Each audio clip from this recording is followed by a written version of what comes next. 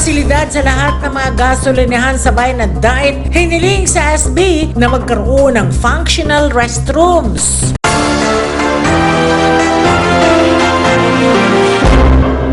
Hiniling sa Sangguniang Bayan ng Daet na magkaroon ng functional restroom, tire pressure air filling area, sapat na tubig para sa radiator, first aid kits at iba pang pasilidad ang lahat ng gasolinahan sa Bayan ng Daet. Para sa detalye ng balitang yan, narito si Shaira Galvez. Batay sa ordinansa na iniakda ni Councilor William Carlo Avila, ang pasilidad na hihingin sa mga gasolinahan ay batay sa kanilang kategorya. Ang lalabag umano sa ordinansa ay papatawan ng kaukulang parusa. Dagdag pa ng konsehal, sa kanyang panukalang ordinansa, ang kategorya ng retail outlet ay nakadepende sa dami ng kanilang pump islands, dispensing pumps, at iba pang serbisyo na available sa publiko. Kwinestyon ni Councilor Turingan ang kakayahan ng lahat ng gasoline station na makatupad sa mga probisyon ng ordinansa, gayon din ang implement arm na siyang magbabantay kung makakasunod ang mga ito sa isinusulong na patakaran.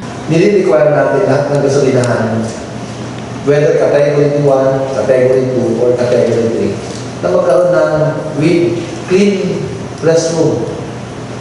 And then provision for free tire pressure and air filling and sufficient water for radiator. Clarify ko lang kung nag-agree po ba ang mga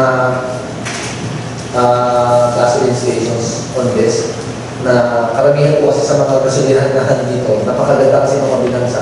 Walang ganyan.